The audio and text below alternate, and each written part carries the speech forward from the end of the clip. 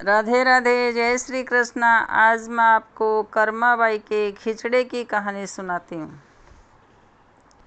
कर्माबाई राजस्थान प्रांत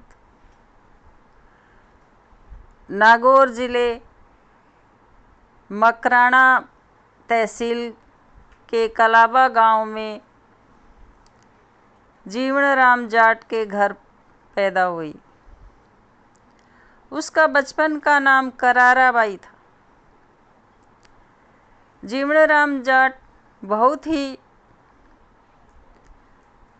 कृष्ण की भक्ति करता था। उसके बाद अपनी दिनचर्या शुरू करता था। एक बार वह पुष्कर जी स्नान के लिए गए पति पत्नी, और कराराबाई को घर छोड़ गए और कहा भगवान को भोग लगाना। तो कराराबाई अगले दिन सुबह उठी, लेकिन बच्ची थी तो उसे उठने में देर हो गई और उसने जल्दी में झाड़ू लगाई और सोचा जल्दी से खिचड़ी बन जाती है, और उसने खिचड़ी बना के उसमें घी डाला और गुड़ डाला और भगवान को भोग लगा दिया। फिर देखती है भगवान नहीं खा रहे। फिर अपने काम में लग गई। फिर देखती है नहीं खा रहे।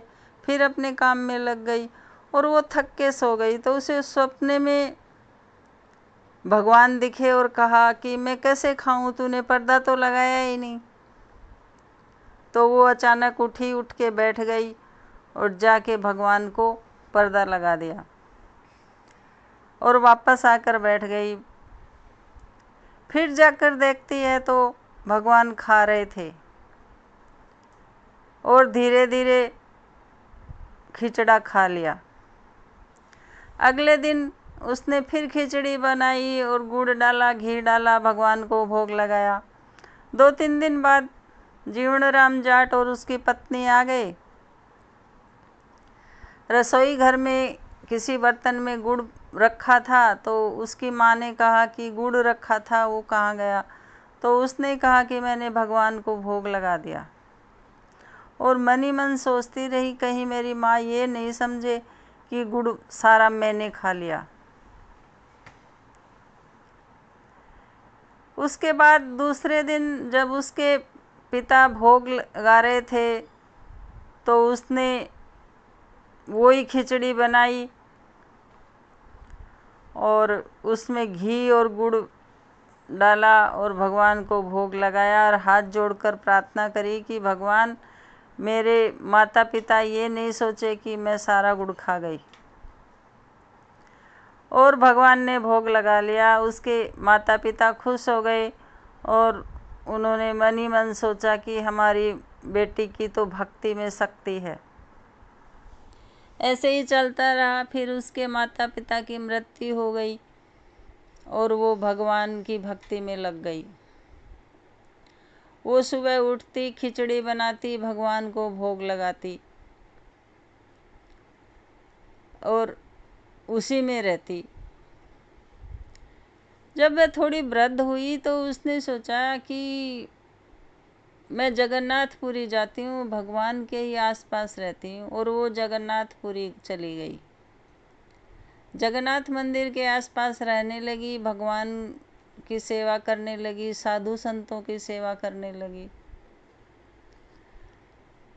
एक दिन दक्षिण भारतीय साधु आया और उसका भगवान को भोग लगाने की पद्धति देखी तो उसने कहा कि तुम्हारी ये पद्धति गलत है। तुम पहले उठो, स्नान करो, घर को साफ करो, सभी बर्तन साफ करो, उसके बाद भगवान का खाना बनाओ और भगवान को भोग अर्पण करो। उसके भी मन में वैसा ही हो गया और उसने अगले दिन उसी प्रकार किया। तो भगवान को भोग लगाने में देर हो गई। भगवान को भूख लगी। भगवान दौड़े दौड़े आए और कहने लगे, माँ मेरे को भूख लगी है, खाना दे दो। माँ मेरे को भूख लगी है, खाना दे दो। जल्दी कर माँ, मुझे भूख लगी है, खाना दे दो।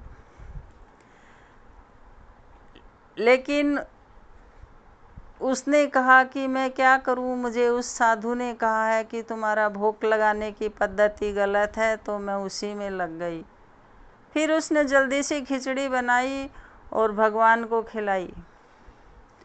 भगवान जब खा रहे थे तो मंदिर की भोग की घंटी बजी और घंटे पर घंटी बजी जा रही थी। तो भगवान दौड़े दौड़े मंदिर चले गए और वहाँ जाकर खड़े हो गए। तो पुजारी जी उनके पैर पड़ गए और बोले, भगवान चमत्कार हो गया, आपके मुंह में खिचड़ी कैसे लगी? तो भगवान ने कहा कि मैं उस भक्त्या के घर गया था जो मुझे रोज़ भोग लगाती है खिचड़े का। आज उसने लेट कर दी कि देरी कर दी और मुझे देर हो गई और मैं मंदिर आने लगा तो मुंह धोना भूल गया।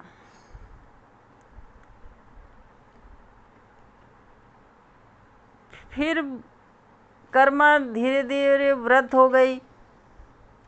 तो एक दिन उसने सोचा कि क्यों न मंदिर में जाके भगवान को भोग लगाया जाए।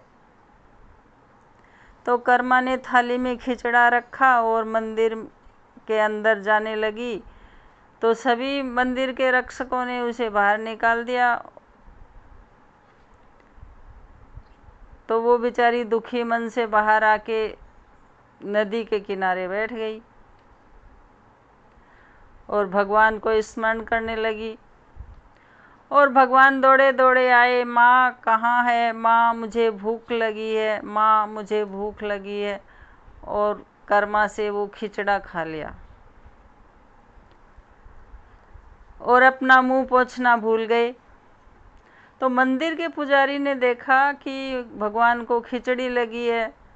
तो वो चिल्लाया कि कर्मा ने मंदिर के अंदर आके चुपचाप भगवान को भोग लगाया। और उसे ढूंढते ढूंढते सभी मंदिर के रक्षक नदी के किनारे पहुंच गए और उसे डांटने लगे। मंदिर के रक्षकों ने उस पर तलवार से वार किया तो 2 सुंदर हाथ गिरे। फिर वार किया तो 2 कंगन पहने हुए हाथ गिरे। फिर वार किया तो 2 कोमल से हाथ गिरे और वो वैसे ही खड़ी रही। उन हाथों में से एक जगन्नाथ जी के थे, एक सुभद्रा के थे, एक बलभद्र के थे। फिर कर्माबाई ने सोचा कि मैं ज़रूर भगवान को मंदिर में जाके भोग लगाती हूँ, अब मैं वृद्ध हो गई हूँ। तो उसने चुपचाप अपनी मुट्ठी में खिचड़ी दबाई और भगवान को भोग लगाने लगी। मंदिर के अंदर चली गई तो पुजारी चिल्लाया और उसे डांटने लगा। वो डर के मारे नीचे गिर गई और मर गई। भगवान ने देखा कि इसकी मुट्ठी में खिचड़ी है तो भगवान उठे और वो खिचड़ी खाई। तब वहाँ के राजा ने उस कर्माबाई का मंदिर उसी जगन्नाथ मंदिर के प्रांगण में बना दिया। और जब जगन्नाथ भगवान को भोग लगता है तो पहले कर्माबाई को चखाया जाता है, मतलब पहले कर्माबाई को भोग लगाया जाता है। इस कहानी से मुझे ये लगता है कि जैसे भगवान की भक्ति जैसे होती है वैसे ही भावना से करनी चाहिए, किसी चक्कर में नहीं पड़ना चाहिए, ये करो वो करो। कलयुग का समय है, जैसा बनता है वैसे ही कर लेना चाहिए। ये वीडियो मेरा पसंद आया हो तो लाइक करें, शेयर करें, सबसे पहले इसे सब्सक्राइब करें, बेल बटन को प्रेस करें ताकि मेरा नोटिफिकेशन आपको अपने आप मिलता रहे।